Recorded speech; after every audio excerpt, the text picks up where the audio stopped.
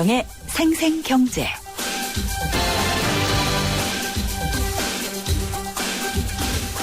안녕하십니까, 김윤경입니다. 공기업의 비정상의 정상화가 박차를 가하고 있습니다. 해야 할 일인 건 맞죠. 게다가 안 하거나 잘 못하면은 이 공기업 사장들은 다 문책이 된다고 하니까 서둘러야 될 겁니다. 그런데 막들은 막대한 부채를 줄이려다 보니까 팔리는 것부터 팔아야겠다 싶은지 핵심 사업까지도 막 내놓고 있습니다. 에너지 공기업들은 어렵게 땄던 우량 해외 개발 사업들까지도 매각을 한다고 합니다. 급하긴 급한 모양인데 이거 팔면은 미래 수익이 확 줄어드는 건 아닌가요? 가장 잘 팔릴 것을 팔아서 부채를 해소를 해야겠지만 말입니다. 또 미래창조과학부의 정상화 후폭풍이 정부 출연 연구기관으로 불똥에 튀고 있습니다. 여기에 공기업과 똑같은 잣대를 적용하다 보면은 가뜩이나 우수한 이공계 인력 확보조차 어려운데 연구 현장을 더 어렵게 할 뿐이다. 이런 불만도 나오고 있습니다. 무분별한 복지 후생도 줄이고 또 방만한 경영도 바로잡고 하는 것이야 당연한데요. 목표를 무리하게 잡다 보니까 실행하겠다는 내용도 무리한 게 아닐까요? 실행 가능한 수준에서 단계적으로 해야 될 것 같은데 말입니다.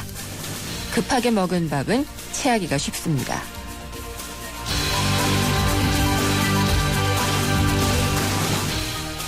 신흥국의 금융위기가 몇 개 나라 발등에 불에서 그칠 것인지 아니면은 어떤 연유로거는 글로벌 금융시장에 적잖은 타격을 줄 것인지 시각이 엇갈리고 있습니다. 오늘 금요기획에서는 전문가들과 그 시각차에 대해서 알아보도록 하고요.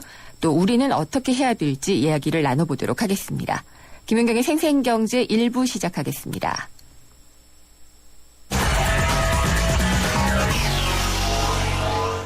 오늘 증시 상황 알아보겠습니다. BS투자증권 리서치센터 투자전략부의 홍순표 부장입니다. 안녕하십니까? 예, 안녕하세요. 예, 오늘 아까 1920선 도전 막 이런 거 봤는데 어떻게 끝났나요? 예, 도전에 성공했습니다. 아, 그렇군요. 예, 외국인의 힘으로 오늘 주식시장 일제히 상승을 했는데요. 코스피는 어제보다 0.77% 상승한 1922.50포인트를 마치면서 3영업일째 상승세를 이어갔고 네. 코스닥 시장도 0.90% 상승한 514.45포인트를 마치면서 2영업일째 상승 흐름을 이어갔습니다. 그렇지만 주간 단위로는 코스피가 마이너스 0.96%의 수익률을 기록하면서 1주 만에 다시 하락 전환되었고 코스닥 시장 역시 마이너스 0.15% 수익률을 기록하면서 2주째 하락했습니다. 오늘 미국 노동부의 1월 고용보고서 공개를 앞두고 있는 가운데 장중에는 중국 제조업 경기 둔화 소식이 전해졌지만 미국의 주간 실업수당 신청 건수가 예상외로 양호한 결과를 공개한 것으로 나타나면서 미국 고용 경기에 대한 불확실성이 완화된 점이 코스피의 호재로 작용을 한 것 같습니다. 그동안 코스피 하락을 좀 방어했던 국내기관이 건설, 증권, 전기전자, 기계 등을 중심으로 200억 원 규모의 주식을 8영업일 만에 팔자세로 돌아섰지만 외국인이 전기전자, 전기가스, 화학, 음식료 등을 중심으로 1,500억 원 이상의 주식을 사들이면서 5영업일 만에 사자세로 돌아서고 코스피의 상승을 주도했습니다. 유통, 은행, 통신, 기계, 건설, 섬유유복, 운수창고가 하락했고 전기가스, 음식료품, 비금속 광물 등이 2% 이상 상승했습니다. 삼성전자가 2영업일 연속 상승세를 이어간 가운데 작년에 요금 인상으로 올해 실적 개선이 기대되는 한국전력이 4.24% 상승하면서 52주 신고가를 기록하는 등 포스코를 제외한 시가총액 상위주들 대부분 상승했습니다. 상당히 좀 분위기는 좋았는데 이런 흐름을 또 못 탔던 종목이나 업종도 있었을 것 같아요. 예, 오늘 건설주들 전반적으로 부진을 했는데요. 네. 오늘 종목별로 희비는 대부분 그 어닝 시즌이 진행되고 있기 때문에 실적 공개 결과에서 좀 결정이 된 것 같습니다. 그렇군요. 무엇보다도 좀 두각이 나타냈던 종목으로는 아모레퍼시픽을 들 수 있을 것 같습니다. 예. 아모레퍼시픽은 작년 4, 4분기에 깜짝 실적과 함께 어제보다 6.89% 상승했습니다. 아모레퍼시픽은 작년 4, 4분기에 국내 면세점과 홈쇼핑 부분에서의 큰 성장 덕분에 매출이 전년 동기 대비 8.8% 증가했고 영업이익은 90.7%나 늘어났다고 밝혔습니다. 작년 한 해 매출이 3조 1,004억 원을 기록하면서 3조 클럽에도 진입을 한 아모레퍼시픽은 앞으로도 국내 화장품 부분의 구조적인 개선, 또 중국을 비롯한 해외 시장에서의 높은 외형 성장성 등에 힘입어서 좋은 실적이 이어지면서 주가 전망도 밝은 것으로 기대가 되고 있습니다. 네. 반면 앞서 말씀드린 것처럼 건설주 상대적으로 좀 부진했는데요. 특히 GS건설 실적 부진과 유상증자 검토 소식까지 겹치면서 오늘 가격 제한선이 14.91%나 급락했습니다.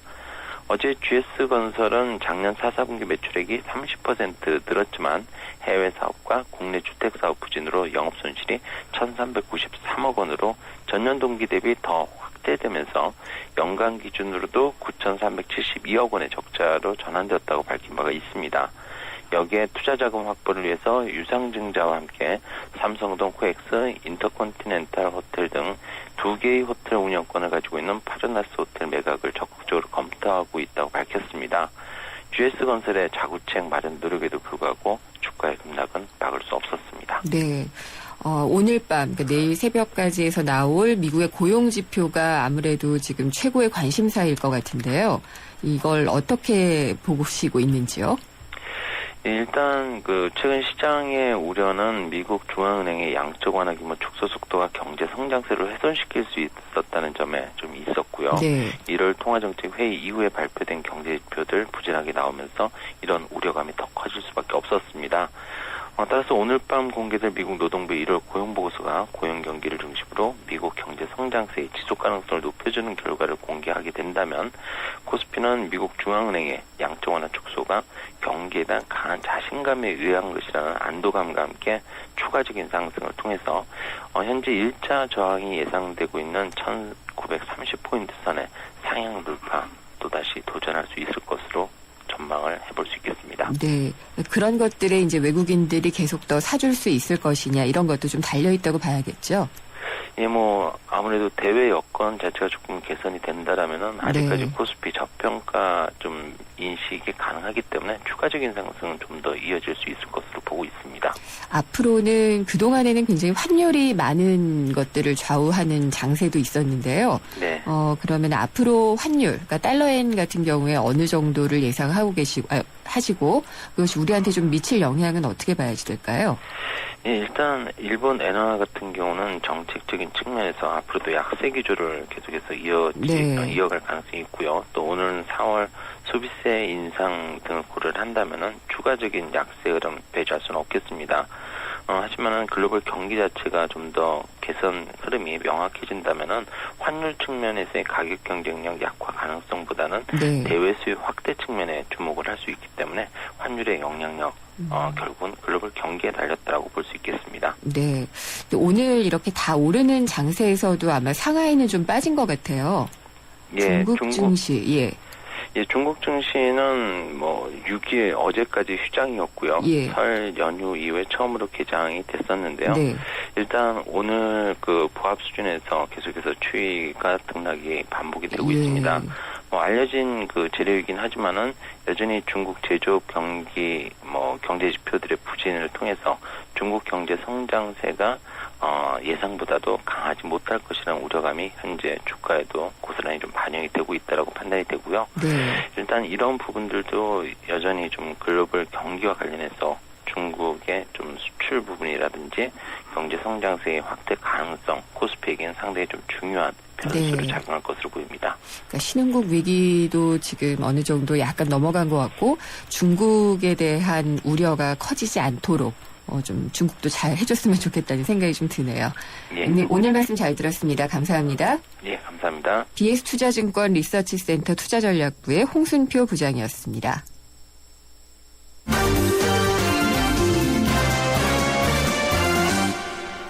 네, 오늘의 주요 경제 뉴스 정리해 보겠습니다. 한국일보 이성철 산업부장입니다. 안녕하십니까? 안녕하세요.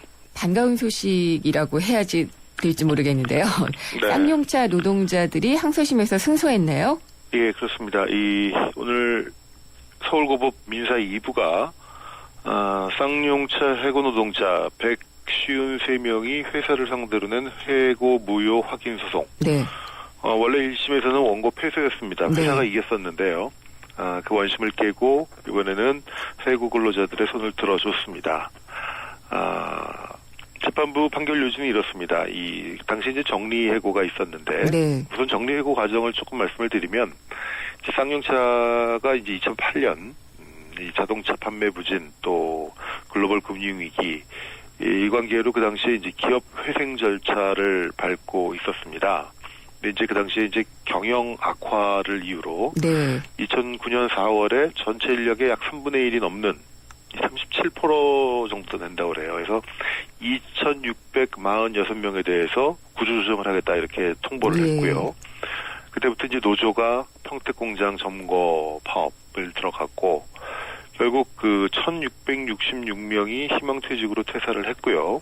최종적으로 우여곡절을 거쳐서 최종 정리해고된 인원은 165명입니다. 165명. 네. 이 중에 이제 153명이 그 당시에 정리해고는 무효다. 이거는 정리해고의 정당한 사유가 될 수가 없고 사측이 이 해고를 위해서 손실을 과대게 상했다. 쉽게 말해서 정리해고의 요건을 갖추지 못했다. 네. 이렇게 주장을 하면서 소송을 낸 거였는데 1심은 회사의 정리해고는 정당했다고 했었고요. 근데 이번에 이제 2심이 이런 판결 요지는 이렇습니다. 이 쌍용차 정리해고 당시에 어떤 긴박한 경영상의 필요가 있었다거나 해고 회피 노력을 충분히 다했다고 볼 수 없다. 이렇게 판단을 했습니다.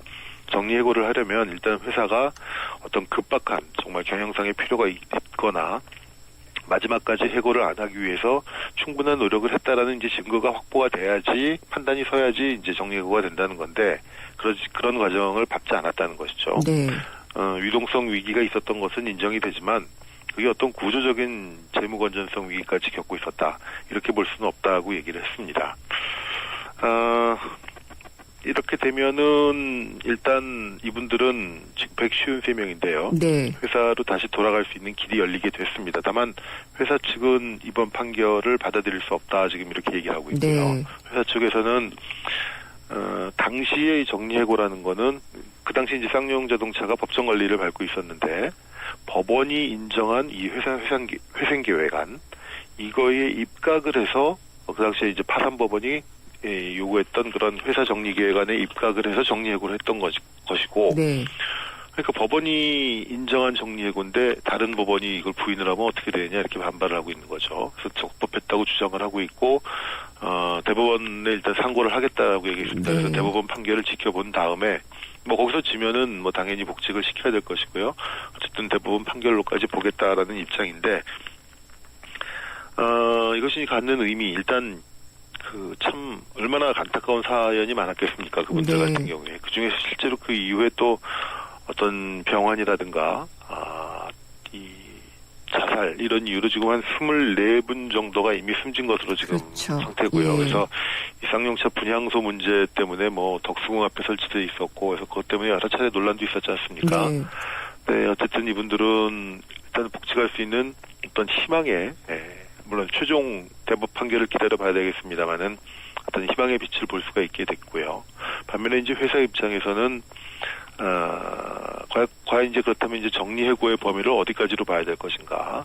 예를 들어서 이제 물론 충분한 해고 회피 노력이라든가 이런 걸 했는데 이번에 이렇게 부인이 됨으로써 재계라든가 기업들 같은 경우에는 정리해고에 대한 기준이 네.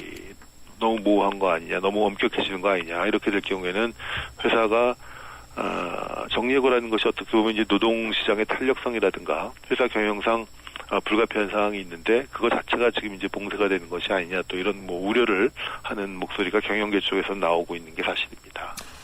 노동시장의 유연성은 많이 넓어지기는 했죠. 예. 네, 그렇죠. 네, 그래서 그거에 대해서 이번 판결이 뭐 시사하는 바가 좀 저도 많다고 생각을 하고요. 네. 또 이 노조의 이 손배 가압류도 상당한 규모가 지금 그렇죠. 걸려 있는 지금 걸로 알고 사실은 있어요. 그게 예. 더 문제인데요. 요즘 네. 이제 노조에 대해서 뭐 일단 불법 파업이라고 기준이 인정이 되면은 예. 그거에 따른 손실 그렇죠. 이런 거를 이제 기본적으로 노조가 책임져라라는 식으로 이제 손배소가 굉장히 많고 네. 특히 이 쌍용차 같은 경우는 그 당시에 노조 파업 투쟁 동안에 굉장히 유혈 네. 폭동 진압 뭐 이런 정도까지 굉장히 심각한 상태까지 갔지 않습니까? 네. 그래서 경찰이 이 노조를 상대로 손배소를 낸 부분도 있습니다. 네. 그래서 뭐 이분들에 대한 통장이 압류가 되고 이런 것들이 있었는데 공권력이 노동자를 상대로 손배소를 내는 게 과연 타당하냐 이 부분도 지금 또 우리 사회에 또 하나의 논란거리가 되고 있죠. 네. 그래서 여러 가지 지금 문제가 지금 아직까지도 해결되지 않고 굉장히 얽혀 있는 상태인데 어쨌든 하나의 실타래가 풀릴 수 있는 길은 보였는데 네. 다만 이제 실제 복지까지 갈 길은 상당히 또 대법원 판결이라는 큰 고비를 넘어야 되고요. 또 이것이 또 이 근로자 개인에게 주는 메시지도 있지만 경영계 전체에 주는 기업계 네. 전체에 주는 또 의미도 있기 때문에 그거를 둘러싼 역시 논란 기업들도 또 기업대로 할 말이 있다는 입장이기 때문에 어떻게 보면 또 하나의 논란이 계속 이어지는 논쟁거리가 이어지고 네. 있는 그런 상황이라고 볼 수가 있겠습니다. 올해는 뭐 통상임금도 그렇고 이렇게 노사 관계가 상당한 쟁점이 될 것 같다는 생각이 참 많이 듭니다. 어떻게 보면은 이게 예. 큰 틀에서 하나의 이 뭐랄까요? 전환기? 전환기. 예. 그다음에 이제 새로운 룰이 이제 만들어지는 예. 과정인데 이건 사실은 한번 만들어지면 쉽게 바꿀 수 없는 거기 때문에 네. 노동계 또 경영계 입장, 양쪽의 입장을 충분히 들어서 그렇죠. 원만한 합의점이 나와야 되겠습니다. 너무 예. 한쪽의 입장만이 강조돼서도 곤란할 것 같고요. 그렇습니다. 트위터 하세요? 저는 하다가 요즘 예. SNS를 잘 안 합니다. 약간 좀 네. 피곤하더라고요. 우리 김 기자께서 피곤하죠. 많이 하시지 않습니까? 아, 보시나 봐요. 예, 가끔 보고 있습니다. 예. 아니, 저는 정보를 이용하는 데는 상당히 유용해서 네. 트위터는 수시로 보고 있어요. 예. 이 트위터가 갖고 있는 장점이 분명히 있는데 네. 이 상장이 되고 이제 주가가 상당히 많이 올랐다가 폭락을 했죠. 어제 24%가 네, 내렸더라고요. 네, 네, 예. 네. 하루 만에 24% 주가가 네. 빠졌으면은 이 시총의 4분의 1이 그냥 증발이 돼버린 예. 겁니다. 시가총액이 하루에만 86억 달러가 날아갔다고 그러니까요. 그렇죠. 네, 예. 우리 돈으로 하면 9조 4천억 원이 네. 증발이 돼버린 겁니다. 어마어마한 폭락인데 우리나라는 사실은 15% 이상은 빠지지가 않지 않습니까? 이게 한계가 있죠. 저희는. 그렇죠. 예. 상한가, 하한가가 이제 상하 네. 15%라고 움직이게 되는데 미국은 그게 없습니다. 그래서 하루에 24%도 폭락을 할 수가 있는데 네. 어쨌든 이 트위터의 주가가 이렇게 폭락한 거는 결국 투자자들의 실적에 대한 불안감 네. 이런 것이 반영된 거 아니냐라는 건데 트위터의 이 타임라인 뷰라는 게 있다고 그래요. 네. 그 뷰 건수가 작년 4분기에 감소를 했다고 합니다. 7% 정도. 그러니까 회사 측은 이거는 어떤 서비스를 개선하는 과정에서 나타나는 문제지 근본적인 문제는 아니다. 네. 이렇게 얘기를 하고 있습니다만은 투자자들은 여전히 의심스러운 눈으로 보고 있고 기본적으로 이 성장 가능성에 한계가 온 것이 아니냐 네. 이런 의문을 굉장히 강하게 제기를 하고 있다고 합니다. 근데 사실 SNS가 아주 폭발적으로 늘어났고 또 이런 뭐 페이스북이나 이런 거 말고도 요즘 또 이 우리나라 카톡처럼 굉장히 여러 가지 형태의 그렇죠. SNS가 예. 나오지 않습니까? 예. 폐쇄형도 있고 개방형도 있고 굉장히 다양한 형태의 수단이 나오다 보니까 상대적으로 트위터와 페이스북이 이제 독점을 했던 어떻게 보면 SNS의 수단으로서 거의 그 이 매체의 영향력이 떨어지는 측면도 있고 네. 한편으로는 이 SNS의 유용성도 있지만 여기서 좀 사람들이 피로감을 느끼는 것이 아니냐. 네. 이 사회적 그야말로 온라인이나 모바일을 통해서 만들어진 네트워킹에 대해서 유용성도 있지만 여기서 뭐 과도한 노출이라든가 예. 이거 하다 보면 또 여기서 뭐 이런저런 또 이 실랑이도 많고 뭐 말들도 많지 그렇죠. 않습니까? 예. 그런 것 때문에 이제 뭐 좀 이 피해를 보거나 이 피로감을 느끼시는 분들 그렇기 때문에 이 트위터의 이번 실적 악화 역시도 네. 근본적으로 SNS에 대한 어떤 그런 회의감, 피로감 네. 이런 것들이 반영된 것이 아니냐. 만약에 그런 거라면은 사실은 앞으로의 실적 전망도 굉장히 불투명하고 비관적으로 나올 가능성이 있어 보입니다. 근데 또 SNS 업체들로서는 또 새로운 것들을 성장 그렇죠. 동력으로 이제 준비를 하고 있어서요. 그래서 요즘 나오는 게 이제 두고 봐야죠. 자꾸 뉴스 예. 쪽에 네. 서비스 쪽을 굉장히 강화하는 그렇죠. 그런 분위기인 것 같습니다. 예. 그리고 추경호 기획재정부 제1차관이 시장 불안에 대해서 필요하면 선제 대응하겠다. 이렇게 얘기를 하니까 약간 좀 불안하게 느껴지는데. 지금 자꾸 뭐 정부가 이제 주로 문제 없다는 네. 얘기를 했는데 너무 낙관론으로 그러니까 오늘은 그거에 대해서 약간 좀 다른 얘기를 했습니다. 네. 우리나라는 별 문제가 없지만 어쨌든 그럼에도 불구하고 우리가 안심할 수 있는 상황은 아니다. 네. 모니터링을 강화하겠다라는 건데 아마 그런 것 같습니다. 정부 입장에서는 너무 낙관론만 폈다가 이것이 의도하지 않은 결과를 알 수가 있기 때문에 네. 조금 적절한 긴장을 좀 국민들한테 환기시켜줘야 되겠다. 이런 판단을 한 것이 아닌가 생각이 됩니다. 네. 이 이야기는 오늘 3, 4부 금요기획에서도 저희가 집중적으로 좀 다뤄보려고 하고 있습니다. 오늘 말씀 잘 들었습니다. 네, 고맙습니다. 한국일보 이성철 산업부장이었습니다. 생생경제 1부 함께하셨고요. 잠시 후 2부에서는 맛있는 경제, 다이어트 음식 얘기 나눠보겠고요. 경제영화관 시간에는 한탕을 꿈꾸는 미국의 주식 브로커를 다룬 더 울프 오브 월스트리트 만나보겠습니다. 살아있는 녀석 깨어있는 방송 유사파 사랑해요.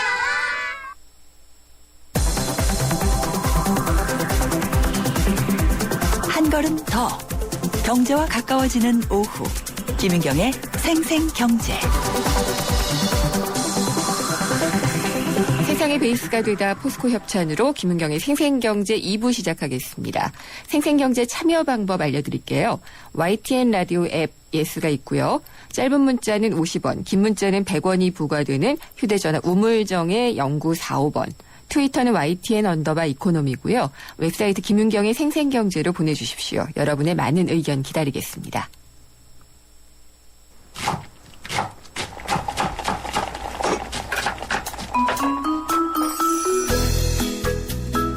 네, 맛있는 음식 먹으면 기분 좋아지죠. 근데 음식을 통해서 경제도 알아볼 수 있습니다. 맛있는 경제 시간인데요.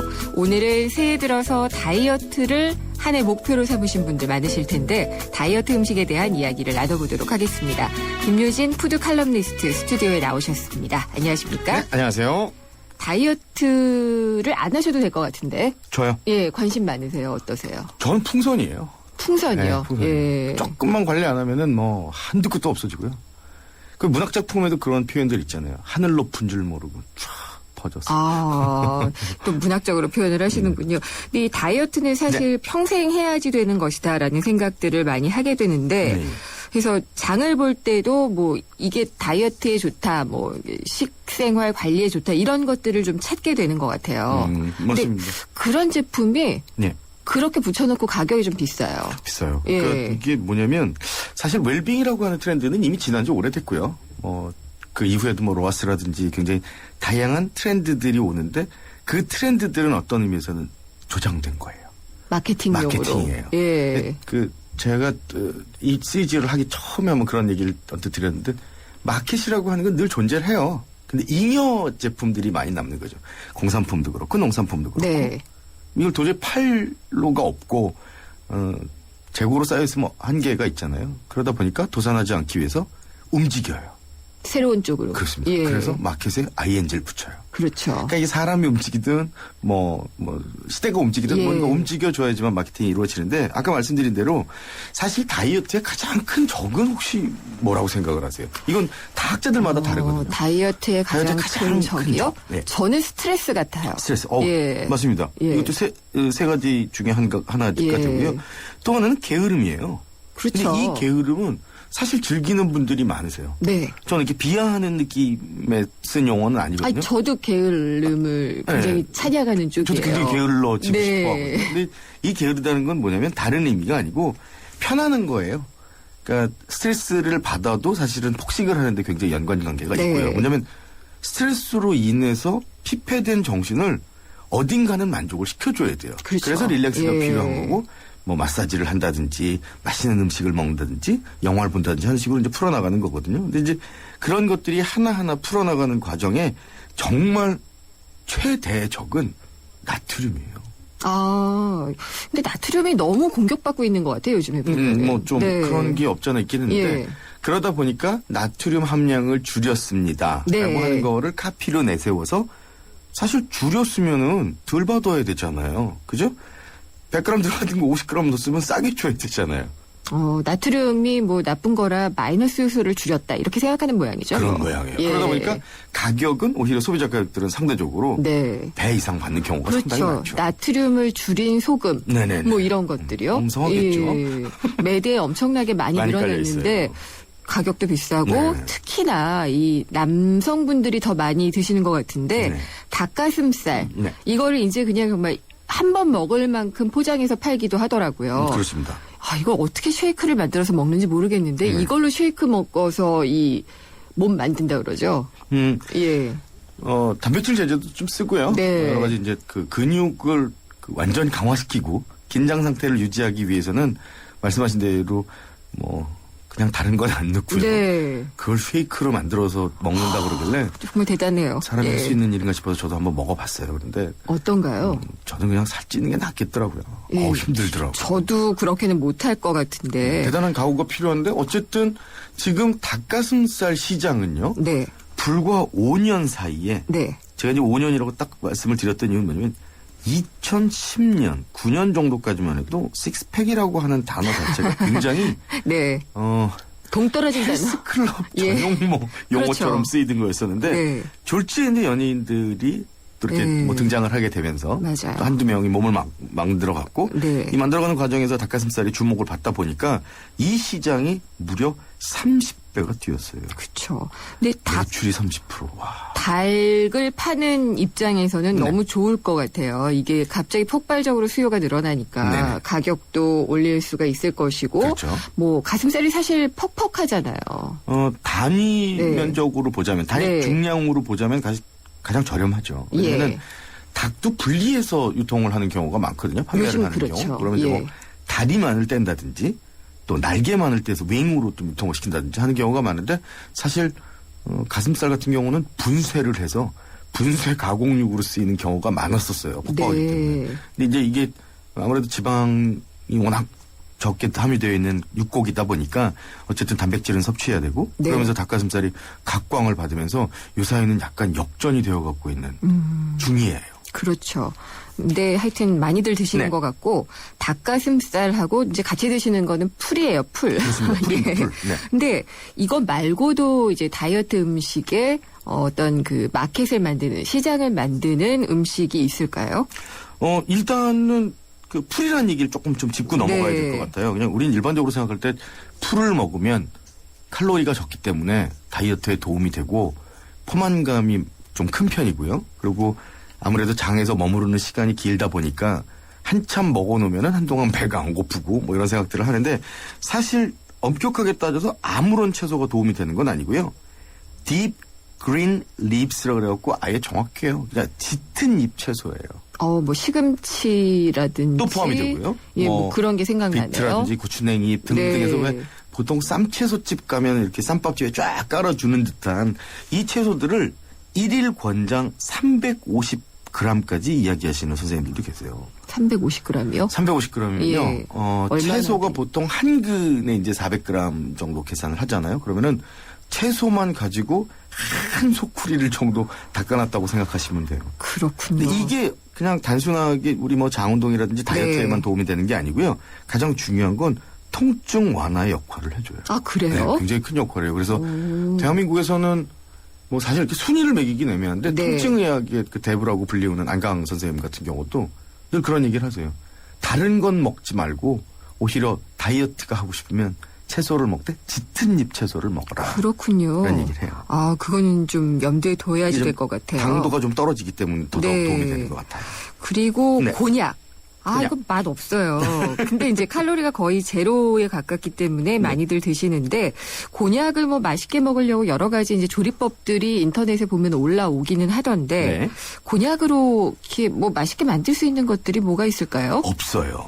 아쉽게도. 그냥 먹어야겠네요, 그럼. 이게 뭐냐면은 왜 밤에 포만감을 느끼기 위해서 그러니까 예를 들면 이런 겁니다. 야식을 하는데 네. 라면 한 그릇 먹었으면 좋겠어라고 하는데 보통 칼로리가 550kcal 칼로리 정도 되거든요. 그러면 사실 550kcal 칼로리라는 것도 있지만 그거는 자신의 체중하고도 굉장히 민감해요. 네. 질량이 들어오는 거기 때문에. 그렇죠. 그러면 이제 550ml 정도의 물을 넣고 라면의 질량을 합치고 그럼 보통 공깃밥 반만 말아 먹어도 한 800g 정도는 먹게 그렇죠. 되는 셈이에요. 네. 근데 그 곤약이라는 게 다이어트에 좋다는 거는 식감하고요.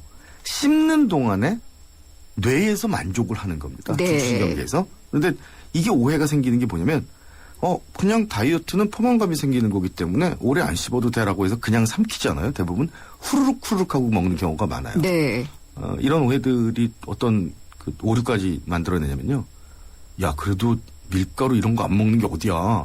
그럼 국물에다 좀 말아도 되는 거 아니니? 뭐 이러면서 동치미 국물 같은 데다 말죠. 예. 나트륨 섭취가 또 엄청나겠군요. 그렇습니다. 뭐 목사발 만들듯이 곤욕사발을 만들게 되는데 그렇게 되면은 결국은 사실은 포만감도 못 느끼고요. 네. 아주 짭조름한 음료를 시원하게 드셨으니까 그 뒤에 또 물이 켜겠죠. 그럼요. 악순환이에요. 그러니까 네. 곤약을 드신다면은 네. 제가 오늘 아마 이 얘기는 방송에서 최초로 드리는 것 같은데 곤약을 드실 경우에는 보통 20번에서 30번 정도는 씹으셔야 돼요. 20번, 그래야 30번. 효과가 있어요. 네. 만 서너 번 씹으면 다 이렇게 해체가 되긴 하지만 네. 꼭 그렇게 씹어주시면은 뇌가 나는 배불리 먹었구나라고 네. 스스로 만족을 하게 됩니다. 그렇죠. 근데 또 그런 거 있어요. 곤약도 그렇고 네. 맛이 없는 걸 먹으면은 이제 만족감이 안 오잖아요. 네. 이런 거는 제목 이름만 봐도 그런 게 네. 하프 뭐뭐 이래가지고 뭐 당분, 지방, 나트륨 이런 거 다 줄였다라고 네. 하는 소스들도 유혹들을 별로 많이 안 사고 싶어져요. 네네. 맛이 없어서. 근데 효과는 있을까요? 효과는 아무래도 덜 들어가긴 했어요. 그런데 아시다시피 동일 브랜드에서 네. 매력적인 맛, 유혹하는 맛, 중독을 가져오는 맛 성분의 반을 줄였다라고 그러면 네. 쉽게 얘기하면 만족도가 그만큼 떨어져야 되잖아요. 근데 그 덜한 이유는 뭐냐면 첨가물이 들어가요. 또 다른 첨가물들이 들어가면서 네. 대체를 하게 되는 거예요. 뭐 이를테면 뭐 아스파탐 같은 그런 감미료 뭐 그렇습니다. 이런 감미료 건가요? 역할을 하죠. 예. 그러면은 짠맛을 줄였다라고 하는 거에 단맛이 추가가 되면 도움이 좀 되고요. 마찬가지로 당도를 줄였다 그랬을 때 짠맛을 좀 가미를 해주면 좀 살아나는 게 있기 때문에 네. 사실 어떤 의미에서는 약간 이 숫자를 가지고 하는 마케팅의 방법이기는 해요. 근데 꼭 제가 추천해드리고 싶은 건 2분의 1 혹은 뭐 하프, 네. 50%뭐 이런 것들이 있으면은 같은 제품이라 하더라도 꼭 성분표를 좀 분석을 하셨으면 좋겠어요. 어떻게 귀찮으시지만. 하면 될까요? 뒤를 돌려보시면요. 네. 진짜 줄었다는 게 이 제품, 그러니까 예를 들어 O라는 브랜드에서는 기존에 100g을 쓰던 거기 때문에 50g일 수 있어요. 네. 근데 기존에 80g을 쓰던 친구들은 굳이 하프를 줄이지 않아도 되는 것들이 있으니까 전체 질량 대비, 네. 중량 대비 함유량을 분석을 해보시면 좀 쉬울 것 같아요. 이거 제가 그렇군요. 용어를 좀 고급스럽게 생생경제니까 네. 고급스러운 걸 쓰려고 그래서 그렇지 그냥 뒷면 확인해 보시면 아세요. 몇 그럼요. 퍼센트 예. 들어있다라고 하는 거. 성분표 네. 뒷면을 보시면 된다. 꼭 좀 보시면은 그런, 도움 많이 되실 예. 거예요. 그 다이어트라는 것은 사실 우리 생활에서 생활 습관을 바꿔줘야지 되는 거지. 뭐 네. 음식 조금 바꾸고 그러면서 곤약 많이 먹고 이렇게 들이키고 이러면 안 된다는. 곤약 많이 드신 분들이 또 그런 예. 늘 나쁜 의미는 아닌데 그런 꼭 결과들을 좀 만들어내요. 뭐냐면 어떤 결과요? 나는 곤약으로 네. 충분히 뭐 저녁을 때웠잖니. 그러면은 나에게도 상을 줘야 되잖아. 그러면 밥을 안 먹고 야식을 안 시켜 먹은 대신 나 주스 한 잔으로 때워야 되겠어. 그래서 네. 생과일 주스를 드세요. 그렇군요. 생과일 주스 칼로리가 네. 엄청납니다. 상당하죠. 그러니까요. 네. 그런 것들을 오히려 먹게 되면은 다이어트에도 실패할 수가 있기 때문에 그럼요. 예, 이런 것들을 잘 확인하고 넘어가야지 된다라는 말씀을 오늘 들었습니다. 오늘 말씀 감사드립니다. 네, 고맙습니다. 김유진 푸드 칼럼니스트였습니다. 생생경제를 다양하게 만나는 방법. YTN 라디오 앱 예스와 웹사이트 김윤경의 생생경제 또는 트위터 YTN_이코노미로 실시간 듣기와 다시 듣기를 하실 수 있고 방송 내용에 대한 문의와 의견을 주실 수 있습니다.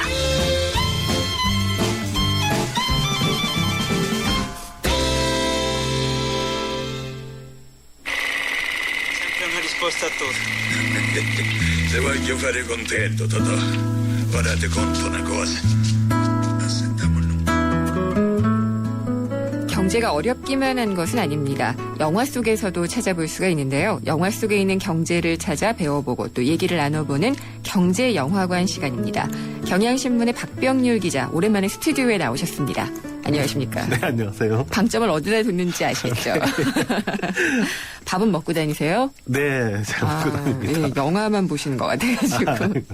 오늘 어떤 영화 말씀을 해주실 건가요? 네, 오늘 제가 먼저 좀 질문을 하나 좀 던져볼게요. 네. 오래간만에 나왔으니까. 네. 지금 제가 지금 펜을 하나 가지고 있는데요. 네. 이 펜을 지금 그 진행자분께 제가 지금 드리겠습니다.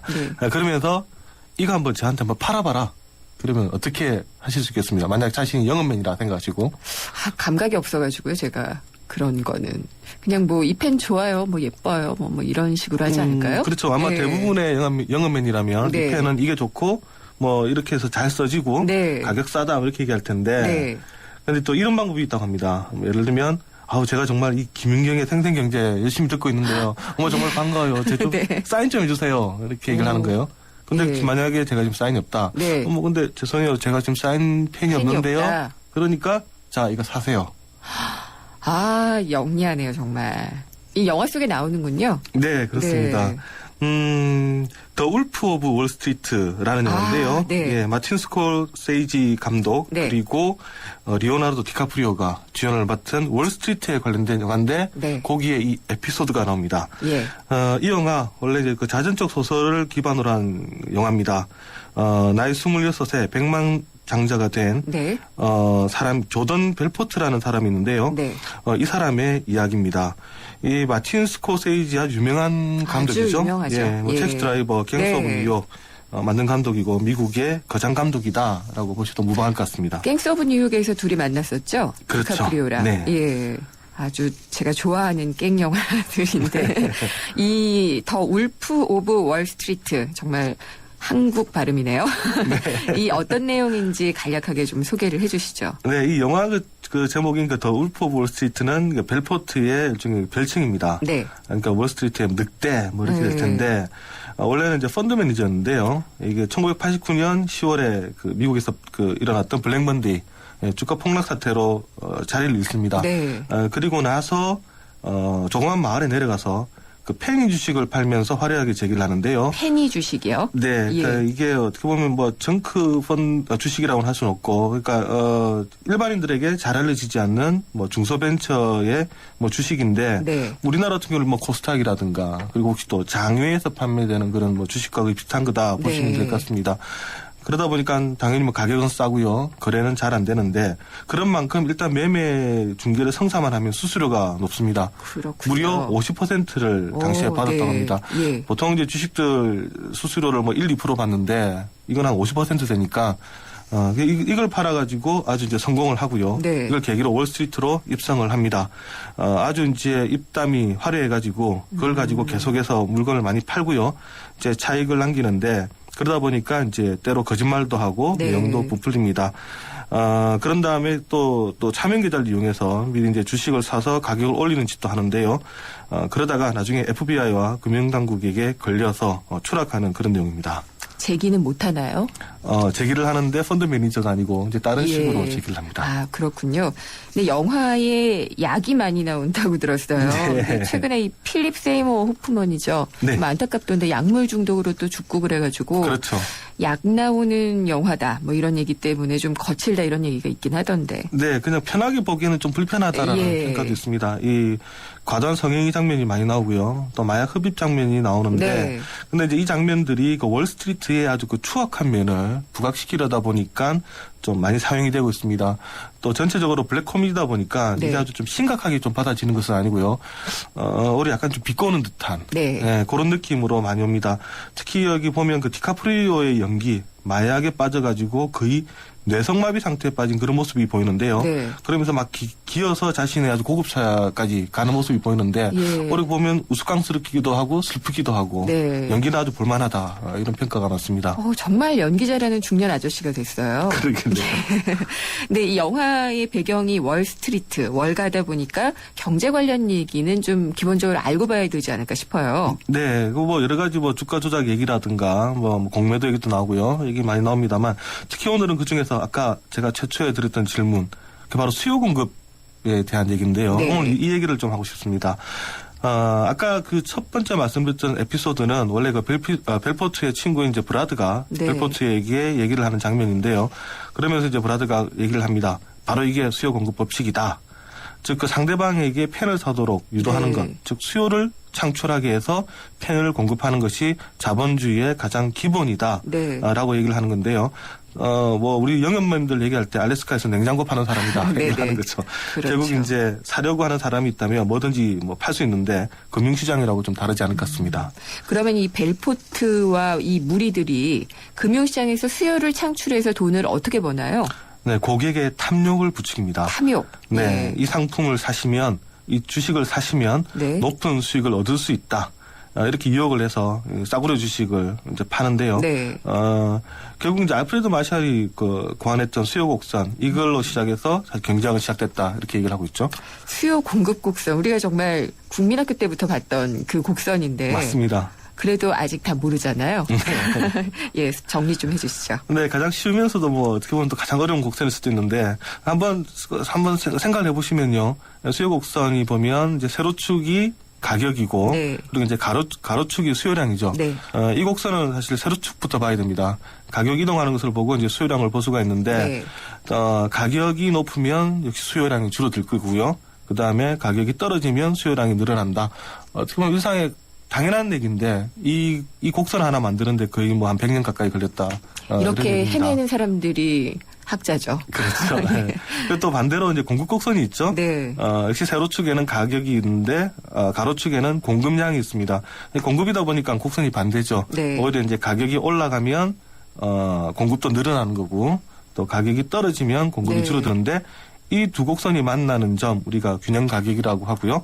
또 그때 결정되는 거래량이 균형 거래량이다라고 경제학에서는 얘기를 합니다. 그래서 이 두 곡선이 만나는 지점. 이게 이제 만나서 균형을 이루고 그게 이제 다른 경제이론에도 많이 접목이 됐잖아요. 네. 이게 사실 그 수요 공급 곡선이 아주 중요한 게 네. 이런 형식으로 거의 모든 경제학 이론을 만들 수 있게 된 겁니다. 뭐 만약 편의 주식을 사는 사람들의 심리 혹시 이 시장 기능을 보면 이것도 마찬가지죠. 리스크가 높아서 사기를 살려는 사람이 있는 것은 네. 일단 한번 뭐 터지면 글자 그대로 뭐 대박이다 되니까 이런 건데 우리가 하이 리스크, 하이 리턴을 말할 때도 이렇게 곡선을 그릴 수가 있는 거죠. 네. 예, 위험도 곡선 그리고 그다음에 또 수요량을 그려가지고 두 개 겹쳤을 때 사는 지점이 바로 이런 뭐 정크 펀드나 이런 네. 파생 상품의 구입량이다라고 볼 수도 있을 것이고요. 비용 편입 그 분석도 마찬가지로 뭐 비용 곡선, 편입 곡선 그어서 중간에 일치하는 지점에서 네. 판단할 수가 있을 것 같습니다. 저는 이제 이걸로 시험 문제를 낼 거예요. 수요 공급 법칙이 적용되지 않는 사례를 골라라. 네. 이런 걸로 항상 시험 문제가 나오죠. 그렇죠. 현실에서 예외도 있잖아요. 네. 예. 이게 뭐 사실 그 기본 경제의 기본은 수요 공급이 맞습니다만 네. 이게 항상 적용이 되는 것은 아닙니다.